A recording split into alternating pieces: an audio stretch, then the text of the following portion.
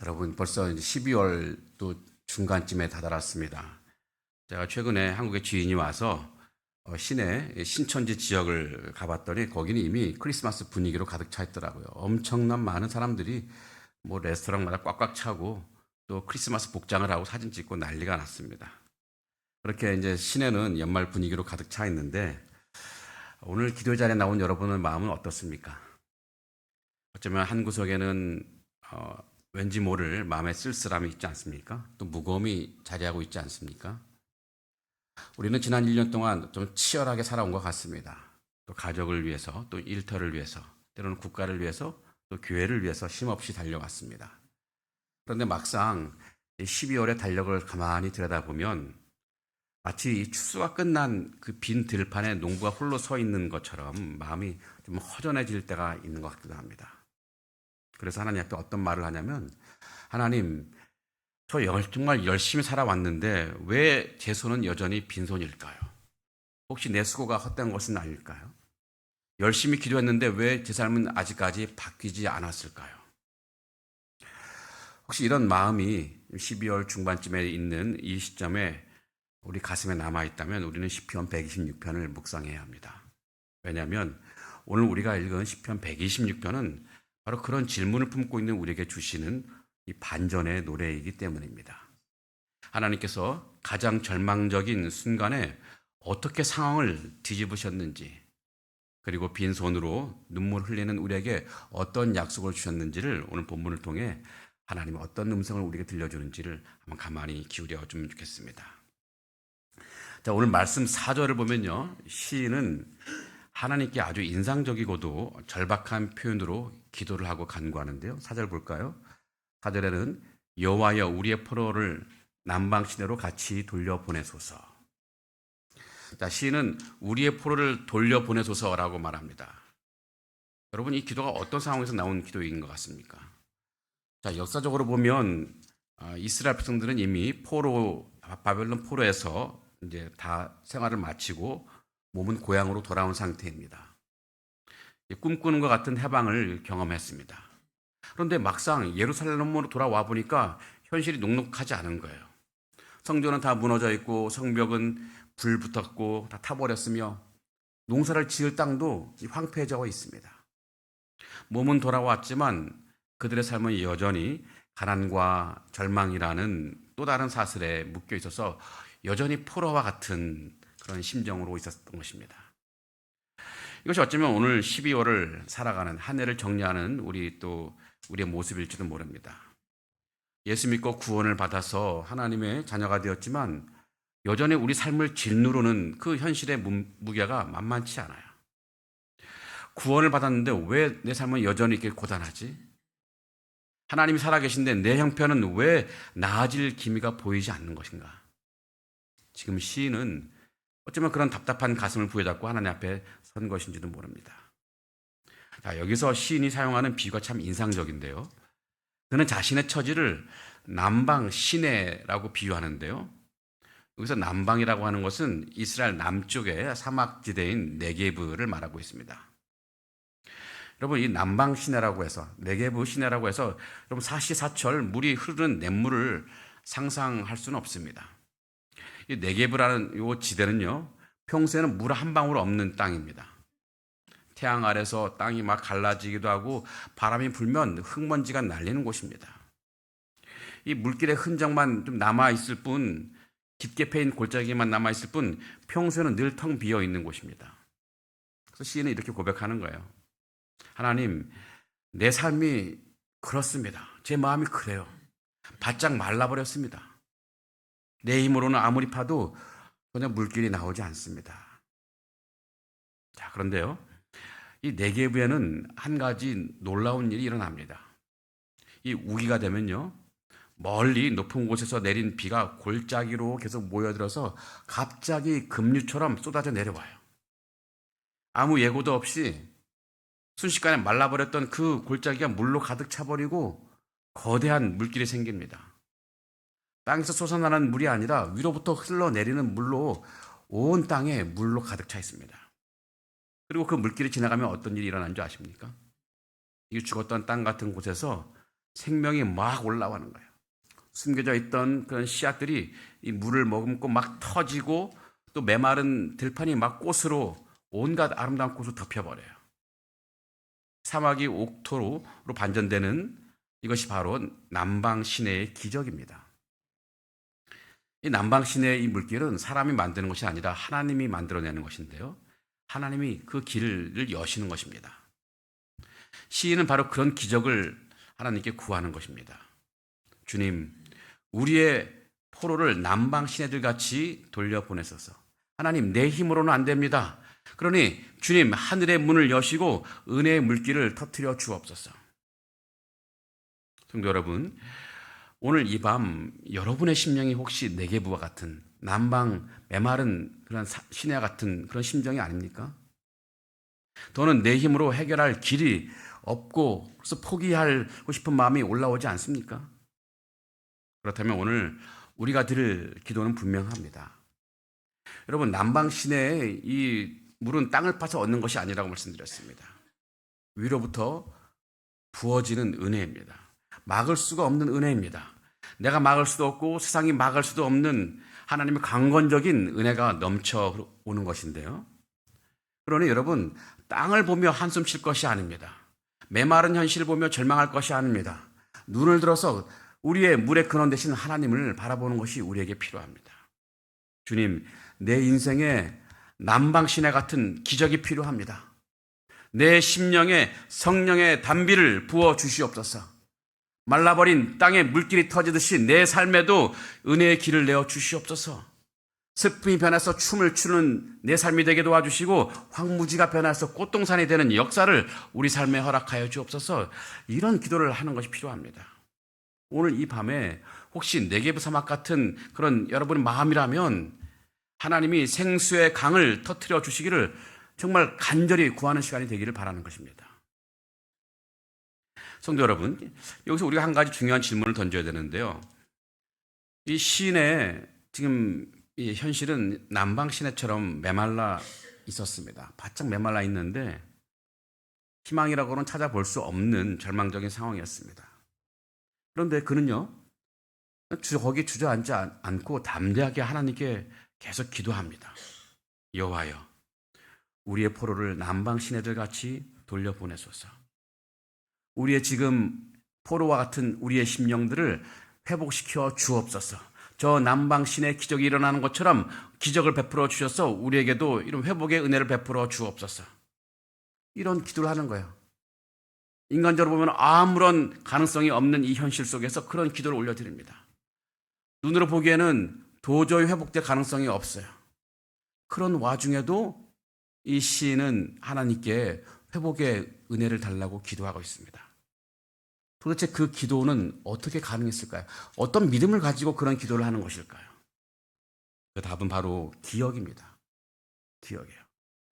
시인은 과거에 자기 민족에게 베푸신 이 엄청난 하나님의 사건, 도저히 믿기지 않는 하나님의 구원 사건을 생생히 붙들고 기억하면서 그 하나님의 은혜를 다시 한번 구하는 것인데요. 그래서 오늘 말씀 1절에서 이렇게 고백합니다. 여호와께서 시온의 포로를 돌려 보내실 때 우리는 꿈꾸는 것 같았도다. 여러분, 여기서 꿈꾸는 것 같았도다라고 말하는 표현이 너무 주목할 필요가 있는데요. 자, 우리가 언제 이게 꿈인가 생시인가라는 그런 말을 합니까?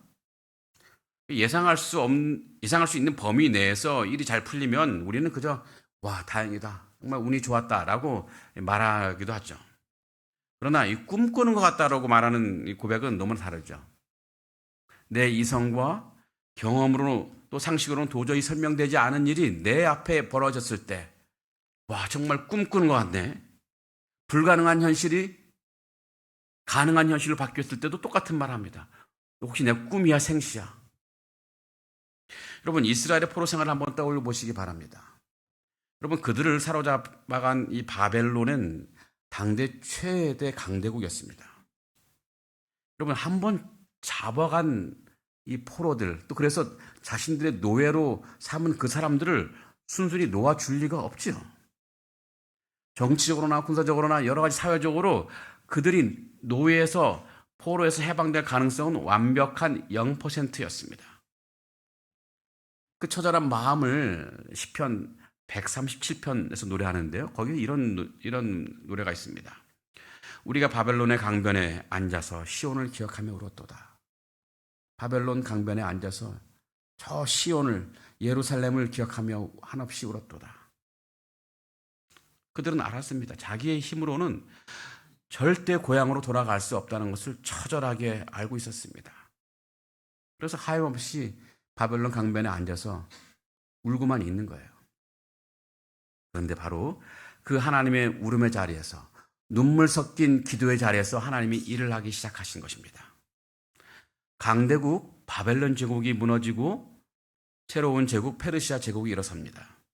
그리고 이 페르시아 제국의 왕 고레스가 왕이 되면서 이 믿기 어려운 칙령을 발표하는데요. 그 칙령에 의하면요, 자, 이스라엘 백성들은 다 고향으로 돌아가라. 가서 너희 하나님을 위해 성전을 건축하라.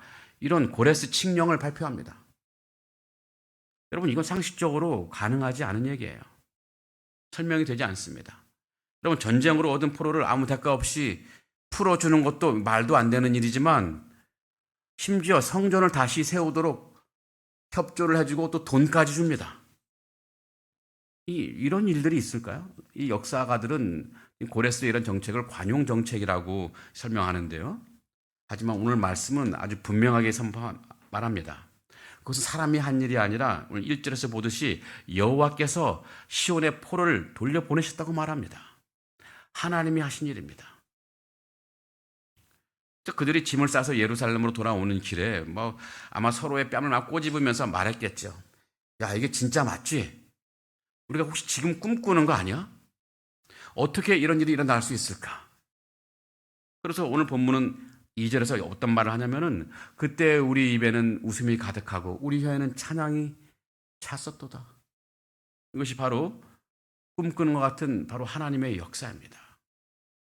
성도 여러분, 이것이 바로 하나님이 일하시는 방식입니다. 하나님은 우리의 계산을 뛰어넘어서 일하시고 우리의 상식을 뒤집어 엎으시면서 일하시는 분이십니다. 자, 그런데 우리는 너무 자주 우리의 좁은 생각 안에 크신 하나님을 가두어 버릴 때가 얼마나 많이 있습니까? 습관처럼 계산기를 두드리죠. 주일 말씀에도 여러 번 말씀드렸지만 우리는 자꾸 계산기를 두드려요. 내 통장이 마이너스인데 과연 우리 삶이 회복될 수 있을까? 가능성이 없어. 지금 내 나이가 지금 몇인데 무슨 새로운 출발이야. 너무 늦었어. 자, 의사가 어렵다고 하는데 나는 내 병을 나을 가능성이 없어. 다 틀렸어. 정리해야지. 우리 남편은 안 변해. 기도해도 소용이 없어. 자, 이렇게 스스로 현실이라는 감옥에 갇혀서 절망의 포로처럼 살아갈 때가 참 많이 있지 않습니까? 겉으로는 말하지 않아도 마음으로는 이렇게 말할 때가 있습니다. 하나님, 다른 건 몰라도 이건 안 될 것 같습니다. 너무 늦은 것 같아요. 하나님 너무 애쓰지 마세요. 하나님도 안 되실 것 같아요. 성도 여러분, 우리의 작은 머리로 크신 하나님을 제한하지 않으면 좋겠습니다. 여러분, 사도행전 12장의 베드로를 한번 기억해 보시기 바랍니다. 거기서 베드로는요, 깊은 감옥에 갇혀 있었고 또 내일이면 처형당할 그런 상황이었습니다. 양 옆에는 군인들이 굳게 지키고 있었고 손발은 다 쇠사슬에 묶여 있었습니다.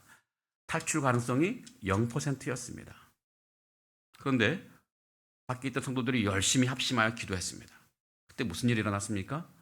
천사가 나타나서 베드로를 막 깨우더니 또 풀리지 않는 그 쇠사슬이 다 저절로 벗겨지고 이 굳게 닫혀져 있던 철문이 저절로 열렸습니다. 베드로는 이제 감옥 밖으로 나와서 한참 걸어가면서 말하는데요. 야, 이게 환상인가? 현실인가? 마치 꿈꾸는 것 같았다고 이렇게 고백하고 있습니다. 자, 오늘 시인이 남방 시내들 같이 돌려달라고 기도할 수 있었던 이유가 바로 여기에 있습니다. 하나님은 0%의 그런 가능성을 뒤집어서 꿈 같은 역사를 이루어내시는 분이라는 것입니다. 우리도 고백할 수가 있어요. 하나님, 포로의 세월도 뒤집으셨던, 꿈처럼 뒤집으셨던 주님, 베드로의 감옥문도 꿈처럼 여셨던 주님, 주님의 그 전능하신 능력이라면 지금 내 인생의 메마른 남방 시내와 같은 이 마음에도, 내 삶에도 기적의 물길을 터뜨리실 줄 믿습니다. 이것이 오늘 우리의 고백이 되어야 할 것입니다. 과거에 우리를 구원하셨던 하나님, 홍해를 가르셨던 그 하나님이 지금도 살아계시고 또 우리와 함께 역사하고 계십니다. 그러니 우리는 하나님을 내 안에 가둘 것이 아니라 무한하신 하나님을 의지할 필요가 있다는 거예요. 우리는 우리의 계산기를 내려놓고 하나님의 능력에 붙잡을 필요가 있다는 것입니다. 오늘 이 밤에 우리의 답답한 현실 속에 하나님이 개입만 하신다면 우리도 시인처럼 고백할 것입니다. 우리는 꿈꾸는 것 같아도다. 이런 일들이 충분히 일어날 수 있음을 여러분 꼭 믿으시기 바랍니다. 성도 여러분, 자, 시인은 하나님께서 포로를 돌려보내주셨던 그 꿈 같은 역사를 기억하면서 한 가지 흔들리지 않는 영적인 원리를 붙잡고 있습니다. 그 한 가지 영적인 원리가 뭘까요? 하나님 안에서 흘린 눈물은 분명히 헛되지 않고 눈물로 심은 씨는 반드시 기쁨의 단으로 돌아온다는 사실입니다. 기쁨의 단을 거두어서 돌아온다는 사실이에요. 자, 이것을 오늘 본문 5절과 6절이 우리에게 주는 믿음의 확신인데요. 우리 다 같이 한번 읽어볼까요? 시작. 눈물을 흘리며 씨를 뿌리는 자는 기쁨으로 거두리로다. 울며 씨를 뿌리러 나가는 자는 반드시 기쁨으로 그 곡식단을 가지고 돌아오리로다. 아멘. 여기서 우리는 정말 뗄래야 뗄 수 없는 영적인 약속을 우리는 발견합니다. 기쁨을 얻기 위해서 일부러 슬퍼하라는 뜻은 아닙니다. 그러나 성경은 분명히 선포하는 것이 무엇이냐면 누군가가 눈물을 흘리며 씨를 뿌리고 있다면 그 사람은 반드시 기쁨으로 감격해서 거두게 된다는 것이죠. 여러분, 이 농부에게 1년 중 가장 힘들고 비장한 순간이 언제인지 아십니까? 뭐 뜨거운 여름 땡볕에 김을 매는 그때일까요? 그런 것 같지는 않습니다. 바로 춘궁기에 씨를 뿌릴 때입니다. 혹시 여러분 옛날에 보릿고개라는 곳이 있는데 혹시 기억하십니까? 보릿고개. 주로 이제 봄에 시간을 말하는데 가난했던 우리 한국의 농촌의 농부들은 가을에 거둔 양식을 이제 봄쯤 되면 다 바닥납니다. 당장 먹을 것이 없어 버티기 힘든 때죠. 그런데 헛간에는 아직 남아있는 씨앗이 있어요. 시감자라든지 벽시라든지 남아 있습니다. 그런데 이제 아이들은 배가 고프니까 막 밥 달라고 막 떼를 쓰고 있고 울어요. 그때 이게 부모된 농부의 마음은 어떻게 될까요? 찢어지는 거죠. 가장으로서 굉장히 마음이 수없이 흔들릴 텐데 어떻게 흔들리냐면 저 헛간에 있는 거 그냥 삶아 먹어버릴까? 당장 배고픈데 나중에 씹는 게 무슨 의미가 있을까? 하지만 농부들은 결국 그 씨앗을 먹지 않고 그 감자를 먹지 않고 결국 나중에 손에 쥔 채 밭으로 나가죠. 차가운 땅을 파고 그 씨를 뿌립니다. 바로 그 순간 농부는 눈물을 흘려요. 왜일까요? 뭐 당장의 배고픔만 때문만이 아니고요. 이 불확실한 미래에 자기 삶을 거는 이 결단이기 때문입니다. 자, 이걸 심어서 정말 열매가 날까? 만약 가뭄이 들어서 수확할 수 없다면 우리 식구들은 다 어떻게 될 것인가? 이 불안과 고통 속에서도 미래를 위해 현재의 욕구를 절제하며 씨를 뿌리는 것, 그것이 바로 울며 뿌리는 씨앗입니다. 울며 뿌리는 씨앗. 이 농부의 모습이 바로 어쩌면 오늘 12월을 살아가는 우리 성도들의 모습과 닮아 있는 것 같습니다. 세상은 편법과 요령으로 살아가라고 말을 하지만 우리는 말씀대로 살아가려고 애를 쓰고 있습니다. 정직하려 하다가 손해를 보기도 합니다. 주의를 지키느라고 남들이 쉬어가는 길, 놀러가는 길 뭐 택하지 못할 때도 있습니다. 빠듯한 형편인데도 11조를 내고 헌금을 드려야 되는 우리의 현실.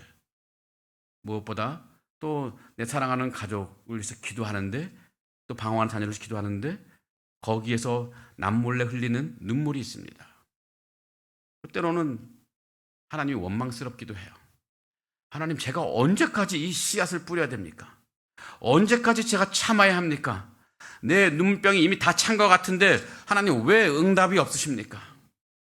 내가 열심히 기도했지만 기도가 다 허공에 흩어지는 것 같고 내 눈물이 땅에 그냥 의미 없이 스며드는 것처럼 느껴질 때가 있습니다. 하나님. 자, 그러나 여러분, 성도 여러분, 그런 상황에서 오늘 이 약속을 꼭 붙드시면 좋겠습니다. 하나님 우리에게 말씀하시죠. 울며 씨를 뿌리러 나가는 자는 반드시 기쁨으로 그 곡식단을 가지고 돌아올 것이라는 약속입니다. 자, 여기서 중요한 단어가 있는데요. 이것은 반드시입니다. 반드시. 반드시라는 이 단어 굉장히 중요한데 여기서 이 반드시는 하나님의 이름을 걸고 우리에게 주시는 약속입니다. 어쩌면 거둘지도 모른다. 이게 아니에요. 야, 네가 운이 좋으면 거둘 수도 있어. 이것도 아닙니다. 울며 씨를 뿌리러 나가는 자는 반드시 기쁨으로 그 곡식단을 가지고 돌아올 것이다. 여러분, 우리의 눈물은 땅에 떨어져 증발해 버리는 물이 아닙니다. 하나님 손에 붙들린 이 눈물은 이 씨앗을 자라게 하는 거룩한 양분의 물입니다. 척박한 땅에서 여러분 자란 열매일수록 조금 비바람을 견뎌낸 이 과일일수록 당도는 굉장히 높고 향이 진하다고 말합니다. 마찬가지로 이런 눈물로 길러진 신앙의 열매는 더 깊은 아름다운 향기를 낼 수 있습니다. 고난 속에서 흘린 눈물을 먹고 자란 열매는 그 향기가 온 세상에 저 천국까지 퍼져나갈 수 있습니다.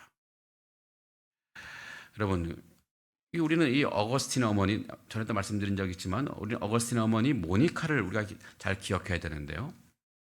이 아들 어거스틴이 얼마나 방황했습니까? 이단에 빠지기도 하고 방탕하기도 하고 정말 이 어머니 모니카는 밤마다 눈물을 기도하며 어쩌면 침상이 다 썩어졌을 것입니다. 그 눈물 때문에 다 썩어졌을 거예요. 그러다가 어느 날 그 모니카가 어떤 암브로시우스 주교를 찾아가서 물어봤습니다. 그래서 하소연한 거죠. 우리 아들 어떻게 될까요? 내가 맨날 기도하는데 어떻게 될까요?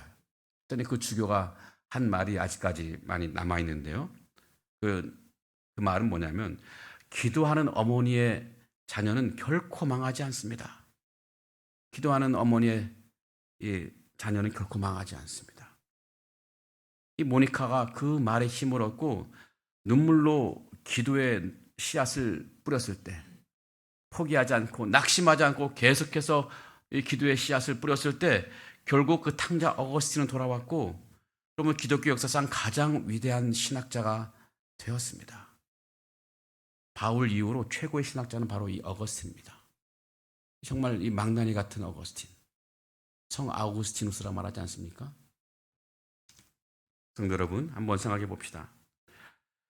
자, 그렇다면 왜 눈물로 심는 씨는 결코 헛되지 않는 것일까요?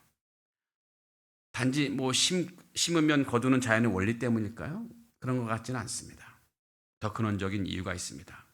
두 가지 이유인데 첫 번째는요, 바로 하나님이 우리 아버지이시기 때문입니다. 여러분, 세상 사람들은 눈물은 허공에 흩어지는 슬픔으로 끝날 수 있습니다. 그러나 우리의 눈물은 달라요. 우리는 살아계신 하나님 아버지 앞에서 울고 있기 때문이에요. 여러분, 자녀를 키워보셔서 알고 있죠. 여기 대학부 아이들은 아직 잘 모를 텐데 자녀를 키우면 알게 될 것입니다. 여러분, 남의 집 아이가 울면 아유, 왜 저게 시끄럽게 울지? 참 약간 귀찮고 그런 느낌이 있을 수 있지만 여러분, 내 자식이 울면 부모의 가슴은 무너지죠. 자녀의 눈물을 끝까지 외면하는 부모는 없습니다.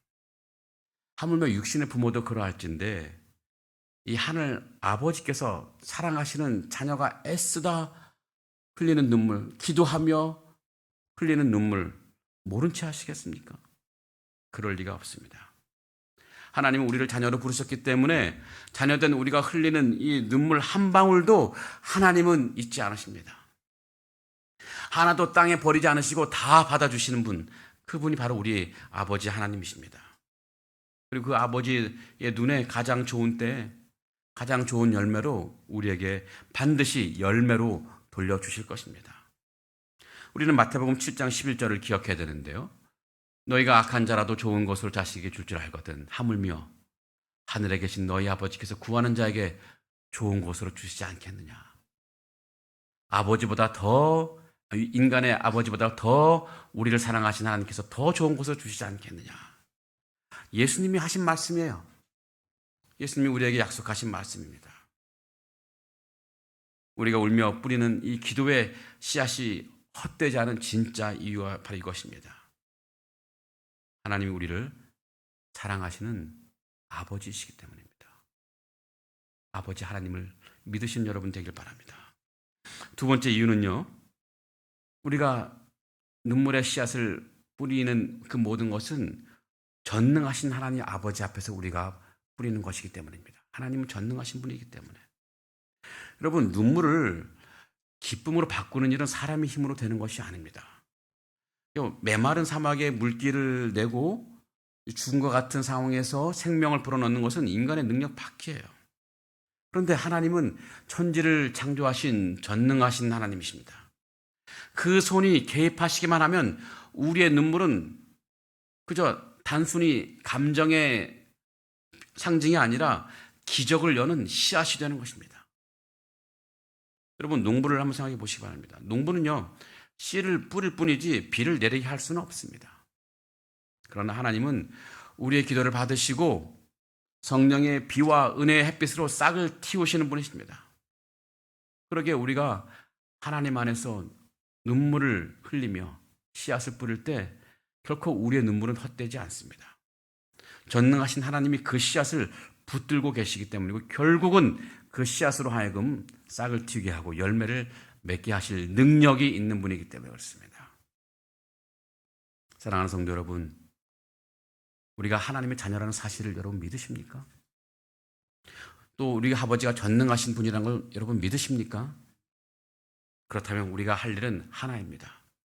울더라도 포기하지 말고 계속 뿌리는 것입니다. 낙심할 만한 상황이 온다 할지라도 씨를 뿌리는, 기도의 씨를 뿌리는 것을 포기하지 않고 계속하는 것입니다. 우리 인간의 눈으로는 가능성이 없어 보이는 것이라 할지라도 포기하지 않고 전능하신 하나님, 내 아버지를 믿고 계속 눈물의 씨앗을 뿌리는 것입니다.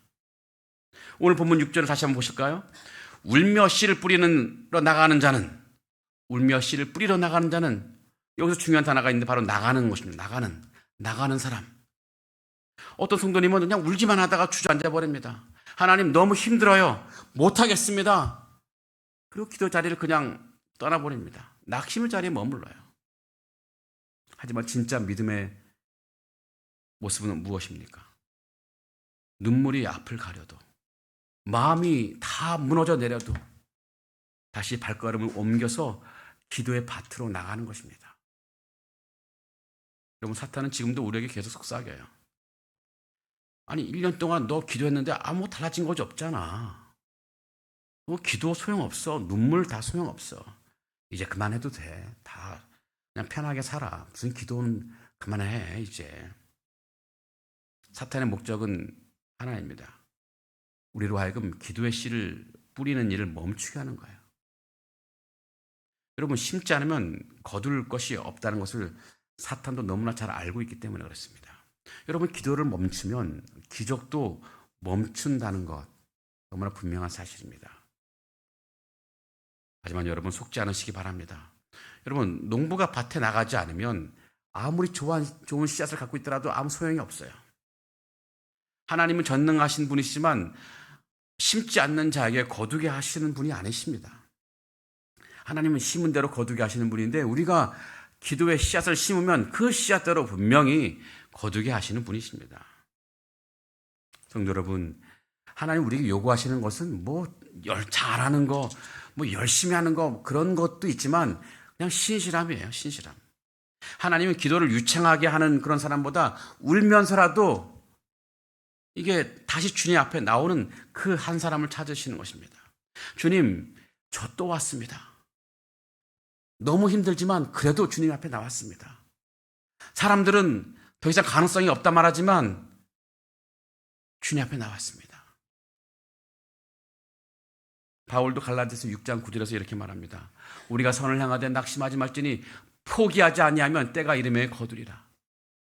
우리가 기도를 하면서 낙심하지 않아야 되는데 포기하지 않고 우리 기도할 때 분명히 하나님은 열매를 맺게 해주신다는 거죠. 이 하나님의 여기서 때라고 조금 전에 말한 때는 하나님의 시간인데 우리가 생각하기엔 더딜 수가 있어요. 하지만 포기하지 않으면 반드시 그 때가 온다는 거예요. 열매를 맺을 때가 온다는 것입니다. 그러게 성도 여러분, 지난 1년 동안 여러분들이 간구했던 모든 기도들 혹은 눈물에 뿌렸던 씨앗던 그 모든 것들 지금 혹시 아직까지 거두지 못한다고 낙심하고 있습니까? 여러분 12월 달은 포기하는 달이 아니라 더 심는 날입니다. 눈물이 앞을 가린다 할지라도 오늘 밤 다시 눈물의 씨앗을 심으러 나가시는 여러분 되기를 바랍니다. 주님은 반드시라고 말씀하시잖아요. 우리가 포기하지 않고 뿌린다면 전능하신 하나님께서 우리를 사랑하시는 아버지께서 그 눈물을 받으시고 기쁨의 단으로 돌려주신다고 분명히 약속하셨습니다. 이 믿음을 가지고 눈물로 씨를 뿌리는 일을 멈추지 않는 여러분 되기를 바랍니다. 여러분의 삶에 분명히 맺을 열매를 기대하면서 오늘 밤에도 간절히 하나님께 부르짖는 여러분 되기를 주님의 이름으로 기원하며 축복합니다. 아멘.